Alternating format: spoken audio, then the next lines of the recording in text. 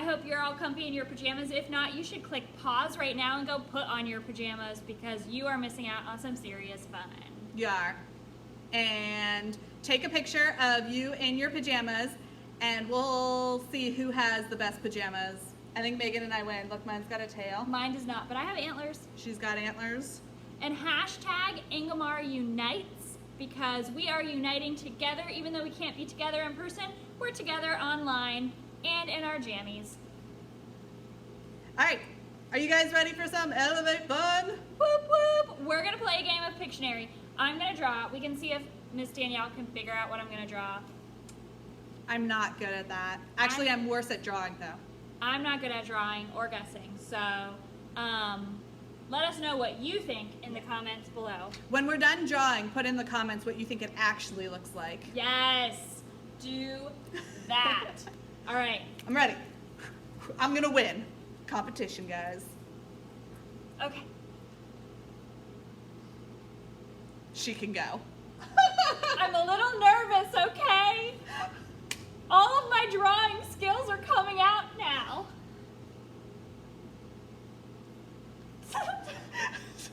She totally just put her nose up to the board like she was going to head it, like she was a real moose. Shh, I'm ready, I'm ready, I'm ready, I'm ready. A box, a TV, the Elevate TV, a sign,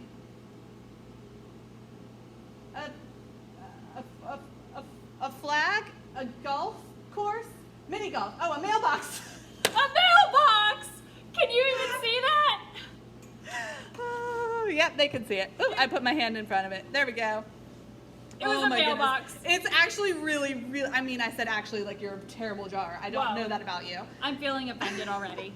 It's a very good drawing. I just got very stuck on this part and was not paying attention at all to what was going on over here. It kind of looks like a boat and an anchor. I was thinking, you know, like mini golf, because the little flag is, I don't know. Oh, it does. Oh, we could make it a hole. Yeah, well, I was thinking that the flag would be where the hole was, but you know, that's cool too. Who knows? I guess it's my turn. Here, wait, I got it. Ooh, fancy eraser. Danielle's a fancy human. I use napkins. What can I say? Us dinosaurs are really evolved. I'll put it in my moose pocket. Okay, my turn to draw. I'm ready. It's gonna be terrible. I'll try black so you guys can see it maybe a little bit better. Here we go. All right. A circle, a half circle, a moon, a vase, a basket, a deflated basketball, a kickball, a deflated hot air balloon, a pineapple,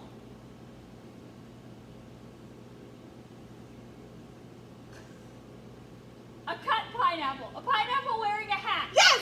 A pineapple wearing a hat! Oh, I'm so good at this game. Worst drawer ever, guys. I feel like this is real friendship because I guessed that. I hope you feel the same way. Just sending her my brain waves. All right, we're gonna erase this and we're gonna get ready to worship. Are you guys ready to worship? Woo, woo! We're gonna move the camera so it's gonna shake a little bit. Sorry. Shake, shake, shake, shake, shake. And and boom. We're gonna make it so that you can hopefully see. At least one of us. Yes, and the words. Maybe you'll see my arms, but not my head.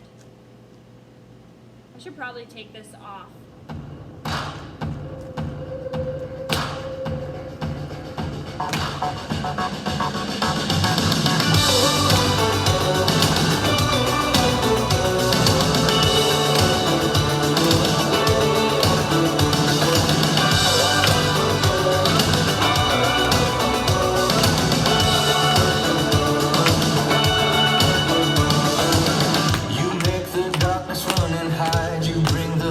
Back to life, only you can, only you can. You set me free from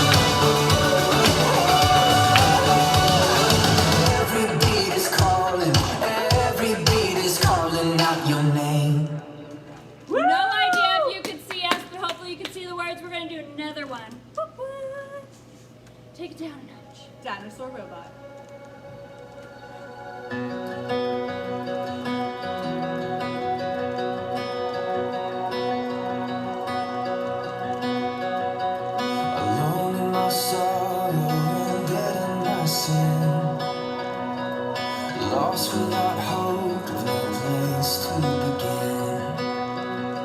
Your love made a way to let mercy come in. When death was arrested and my life began,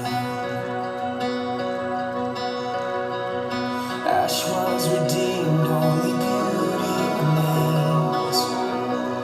And my orphan heart was given a name. My morning grew quiet, my feet rose to dance. When death was arrested and my life began. Sing it out, guys. So free, washes over me. You have made me new, now life begins with you. It's your endless love pouring down on us. You have made us new, now life begins with you. Released from my chains, I'm a prisoner no more. My shame was a ransom he faithfully bore. He canceled my debt, and he called me his friend. When death was arrested and my life began. Oh, your grace so free washes over me. You have made me new, now life begins with you. It's your endless love pouring down on us. You have made us new, now life begins with you.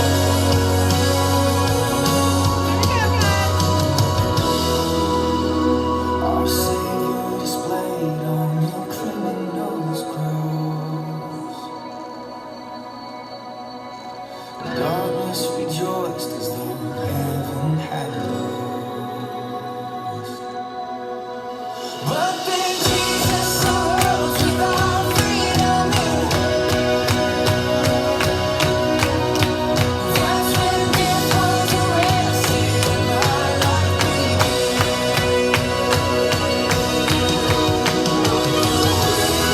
So free, washes over me. You have made me new, now life begins with you. It's your endless love pouring down on us. You have made us new, now life begins with you.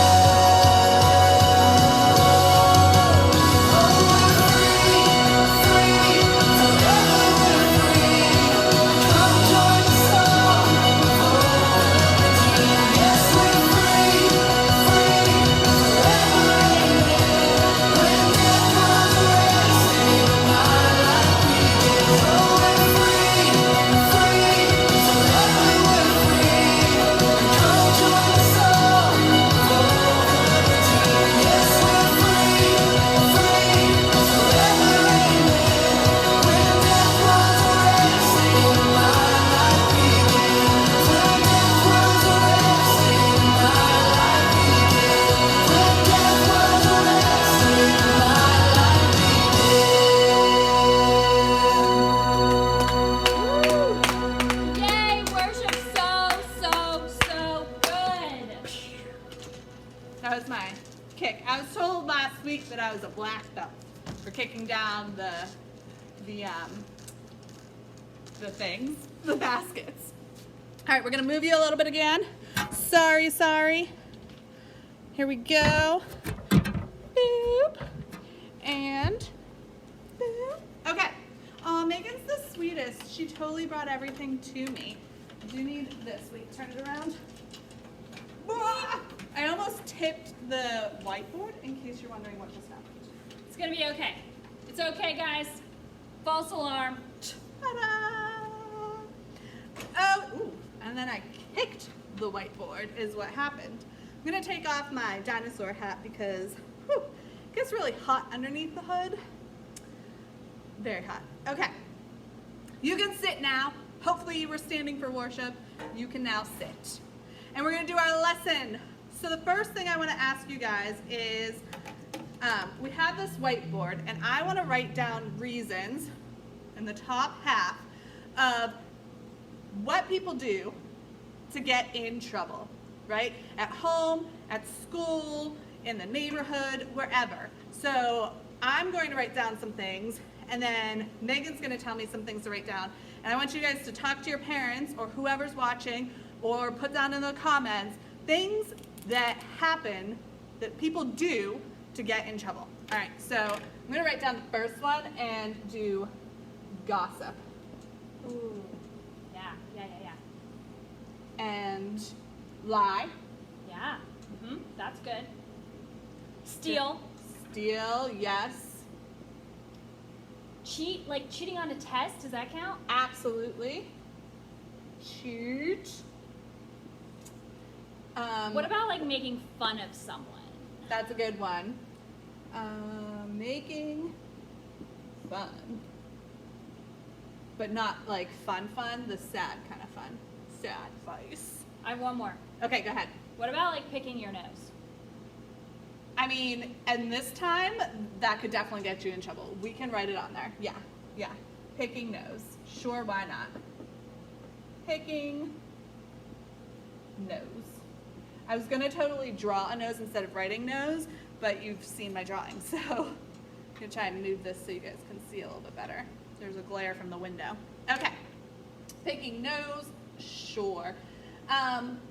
What about physically hurting someone, pushing someone, kicking someone? So we're gonna say physical hurt. This all smushed. All right, so we've got all of these things. If we missed something, put it down in the comments. I'm sure there are tons of things that people do to get in trouble. I get in trouble pretty frequently, and sometimes it's not for doing one of these things. So we've got gossiping, lying, stealing, cheating, making fun of someone, picking your nose, disgusting, and physically hurting someone, kicking them, pushing them. These are all great things, great things to write down for that question, not great things to do. Now, these are things to get in trouble, but what happens when people realize they're in trouble? So when you or somebody else does one of these things and they realize, darn it, I've been caught. So what happens then? Put those in there, talk about them. I'm gonna write a few down here. We're gonna put down, I'm gonna scooch to this side. I'm gonna say a cover up, right? Maybe saying that which goes with more lying. I talked about lying and more lying last week. More lying, right? So covering it up, lying it, denying it. We're gonna scooch down now.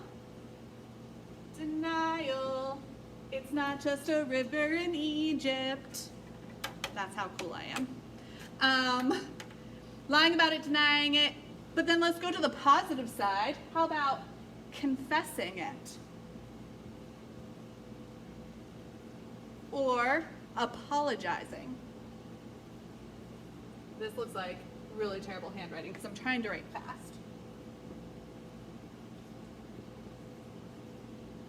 All right, so we've got the things that people do to get in trouble, and then we have the things that typically happen after you've been caught.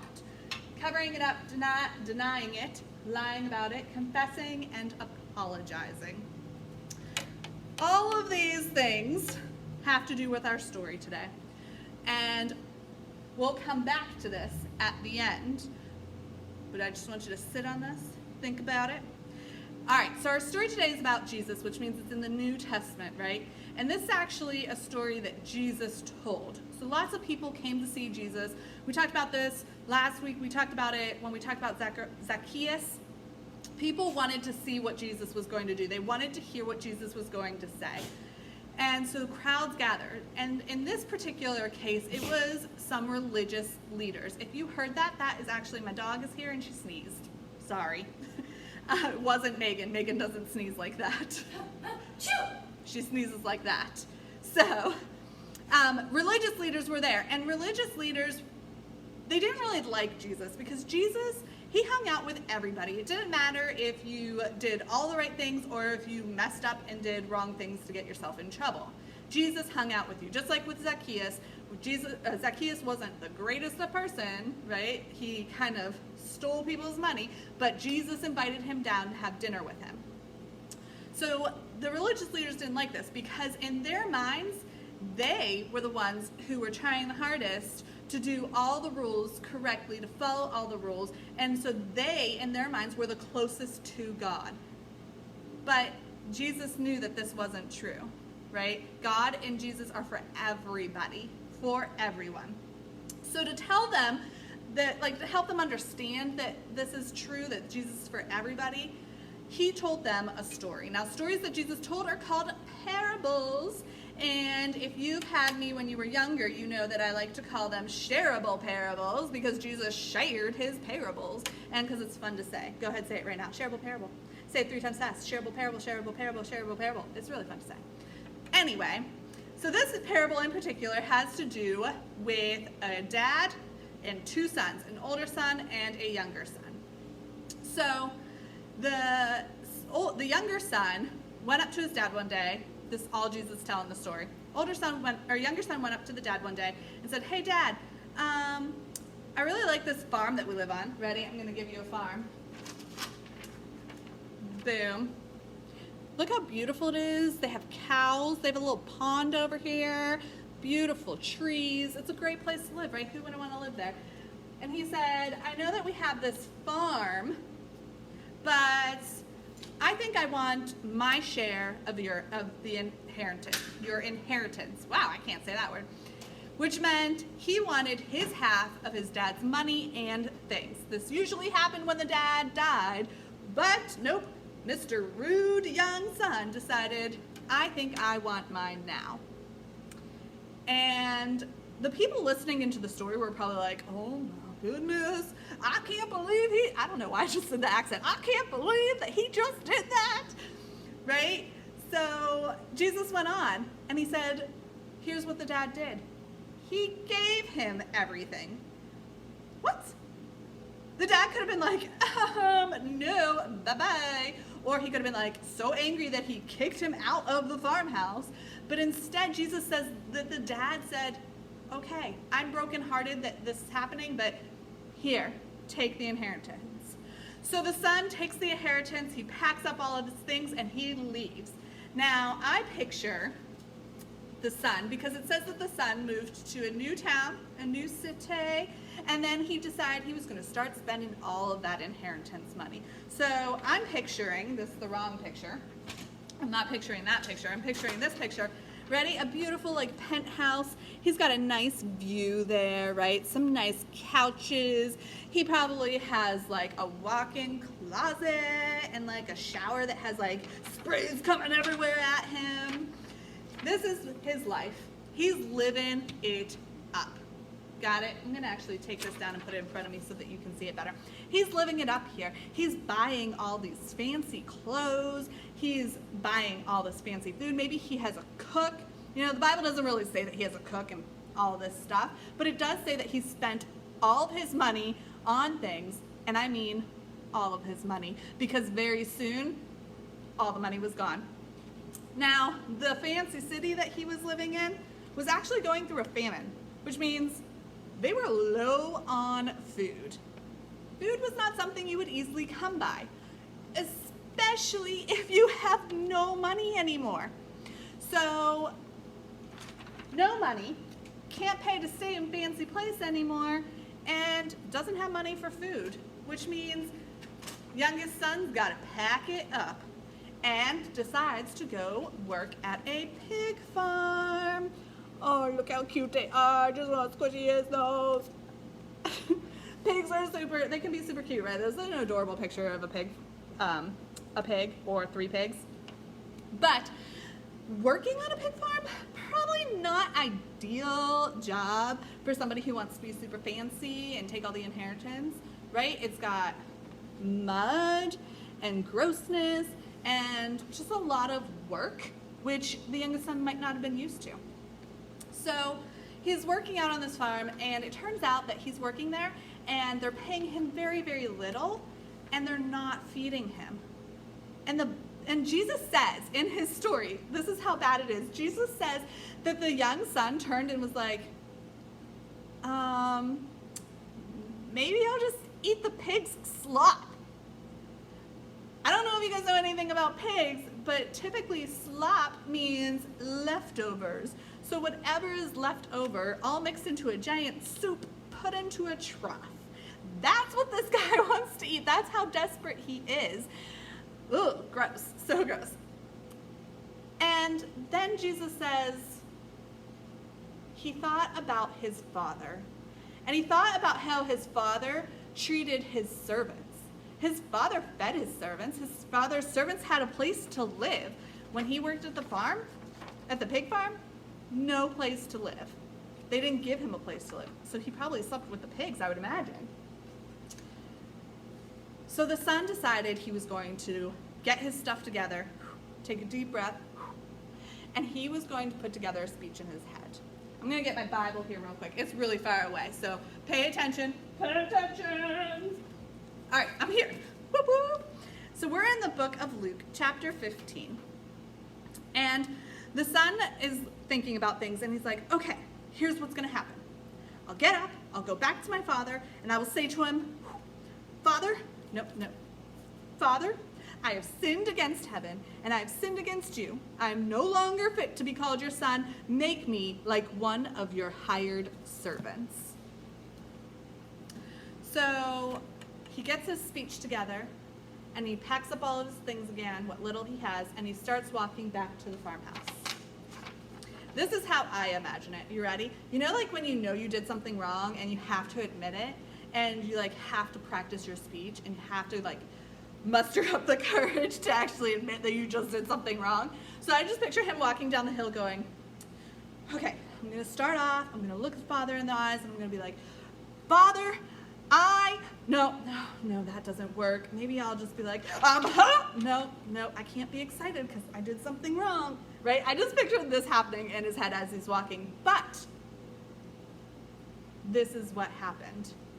As he was walking, his father looked up from the farmhouse and saw him in the far distance.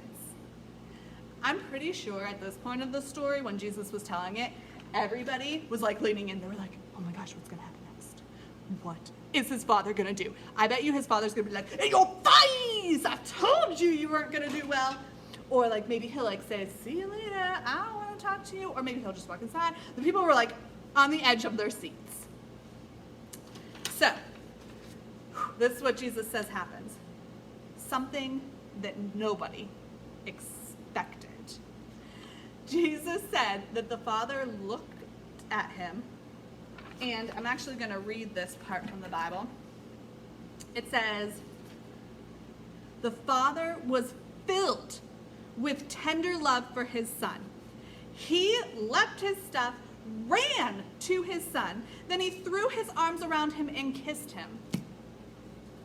So the son's on his way home, and instead of dad going, well, look who's wandering back into the house, instead of doing that, he goes, oh my gosh, it's my son, he's back, he's home. And he just hugs him. Now, I'm sure that when everybody heard this, they were very, very confused. But then Jesus put it together for them. And he said, the father in my story, that's God. And the son in the story, that's all of us. We all make mistakes. We're all doing these things, gossiping, lying, stealing, cheating, making fun of people, picking our nose, maybe, and physically hurting someone, maybe pushing them, shoving them, kicking them. We've all done these things. We've all made mistakes. Every single one of us. None of you can sit there and be like, not me. We've all done them. But God is going to welcome us back with open arms. He's going to be running towards us saying, oh my gosh, you're here, you're back. Now that doesn't mean that he's going to be like, don't even worry about it, it's totally cool, it never happened. What it does mean is he's going to say, I forgive you. And we're going to learn about how to do this correctly next time. But right now, I'm just so happy you're back. Everybody needs forgiveness. God is for every one of us, because every one of us do this. The religious leaders did that. We do it today. I do it. And everybody can deserve everybody can have forgiveness from God. Now, how does it feel when somebody forgives you? Right? With me, it feels like a huge weight is torn off. When I do something wrong, I get like butterflies in my belly almost. Like not good butterflies, like ugly butterflies. I don't know if that's even a thing, an ugly butterfly, but my stomach starts hurting. I just start feeling really sick because I'm like, oh, I can't believe I did that. It's so terrible. And then when somebody tells me that they forgive me for it, when I ask for their forgiveness and they say, okay, I'll give you another chance, I just feel this weight lifted off me. How do you guys feel when somebody forgives you? And I'm asking you this because remember that feeling when you need to forgive somebody. Everybody needs forgiveness, not just us, but somebody who did something wrong to us needs forgiveness too. It's for everyone. All right, we're going to pray. I want you guys, though, to talk about forgiveness with your parents, with each other, and I want you to talk about when has someone forgiven you? And then after that, right now, is there someone that you need to forgive? I think we asked that question last week, but I think it's a constant question that you need to be asking yourself, especially when we're talking about forgiveness, right? All right, let's all pray, and then we'll say goodbye until next week. All right, ready? God, we thank you so much for bringing us together through the internet.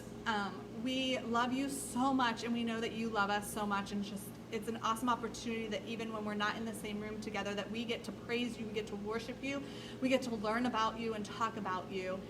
And it doesn't even matter that we're not face to face, because we feel you. You are here with us. It doesn't matter if the building's closed, you're right in next to us. It doesn't matter that we're in our house worshiping you. You are right next to us. We thank you for always being there for us, for sending your son, Jesus, to forgive us so that when we do wrong things, we can be forgiven. We can have that weight lifted off of us and we can learn from it. And thank you so much for loving us. Please keep us safe, keep us healthy in this time and always. In your name we pray, everybody said, amen. All right, we will see you next week for Elevate, where we're going to actually continue the story of this prodigal son, the parable, because there's more to it. All right, until next week, stay safe. We really, really miss you guys so much. I'm going crazy without seeing you guys because I just really like interacting with you. So I'll see you through internet, and Miss Megan will see you next week. See you later! Hey guys, Miss Danielle coming at you from a different spot at the end of this video because I realized that I totally forgot to do announcements. And I wanted to let you know that tomorrow morning, Sunday morning at 11 a.m., we will be streaming a service, our worship service for all of you. I encourage you all to watch it as a family. And you just have to go to ingomar.online.church, or you can go to ingomar.church.org and just click right on our home page, and it'll say watch worship service, something like that at the top. So yeah, 11 a.m. it starts, and then if you miss it at 11, no big deal. You can return to that website and it'll replay it. Also, if you're part of Root, or if parents, you have a Root kid, they will have a Root video posted Sunday night, and then Fish will be Zooming, I think, on Sunday night at 7:30. Megan's not here to help me with that. So, and then Blaze, 4th and 5th graders, we will have your video lesson on YouTube and Facebook at 6 on Monday. I think that's everything. All right. Bye, guys. For real this time.